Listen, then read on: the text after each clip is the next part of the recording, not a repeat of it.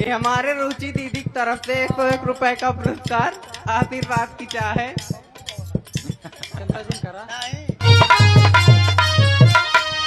कौनो दुल्हन कहे रुचि बहनी सूरज भैया बड़ा तू बेशरम हो माथा होता गरम हो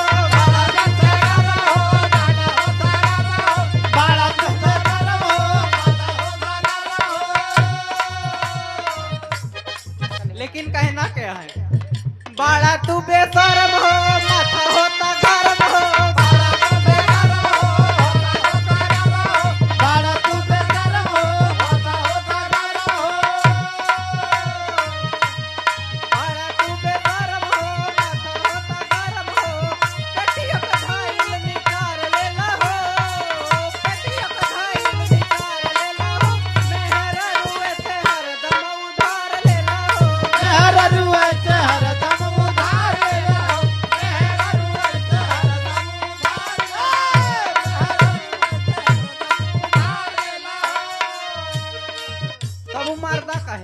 का कहे जे बारो जटोवेलू मांगीला तरोवेलू जे बाहर जटोवेलू मांगीला तरोवेलू जे बाहर जटोवेलू मांगेलू तरोवेलू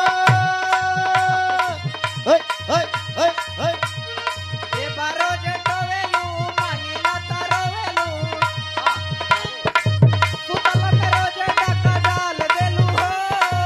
सुतल में रोज डाका डाल देलू हो हमर दिन के बटोला रात झाड़ लेलू हो हमर दिन के बटोरा रात झाड़ लेलू हो हमर रात झाड़ लेलू हमर दिन के बटोरा रात झाड़ लेलू हम तो तार गईनी हो सुनर बार पैनी हो हम तो तार गईली हो सुंदर बार गईली हो हम तो तार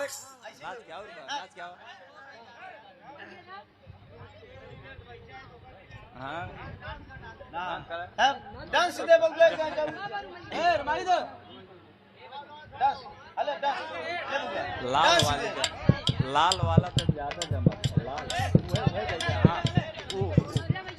ओकर आ जा बा भैया बा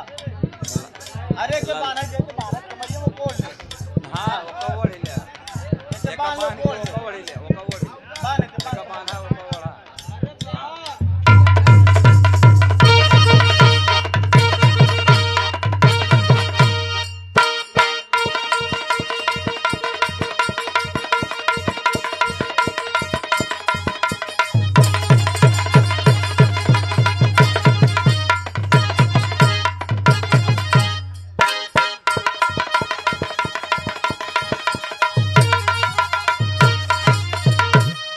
कि हम तो तार गईनी हो सुनर बार पैनी हो हम तो तार गईली हो सुंदर बार गईली हो हम तो तार गईली हो सुंदर बार गईली हो हम तो तार गईनी हो सुनर बार पैनी हो अपना राजा के प्यार में सवार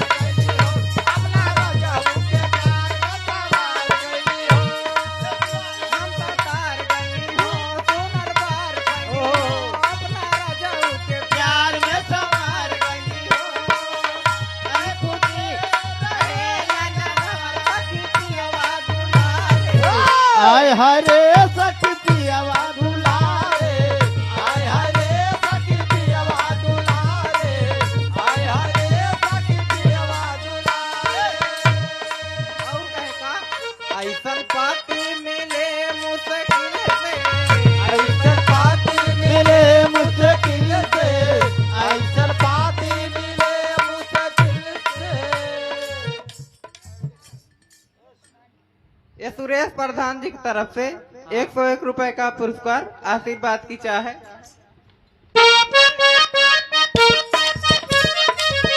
ऐसन पाती मिले मुश्किल से ऐसन पाती मिले मुश्किल से ऐसन पाती मिले मुश्किल से दिल माजा सखी हो आय हाय अइले माजा सखी हो दिल से दिल माजा सजा हो दिल से ऐसन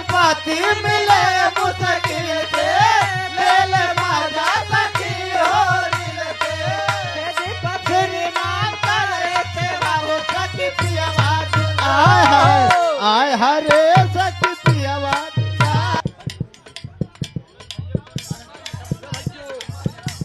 डाल दे बहु तू डाल दे हाँ ऐसे पकड़ाई दे भैया बड़वार है। ये हमारे सूरज भाई की तरफ से 101 रुपए का पुरस्कार आशीर्वाद की चाह है। सकल समाज को प्रणाम। वाह ये उधर हिचवा लेते हैं इसके का फोटो।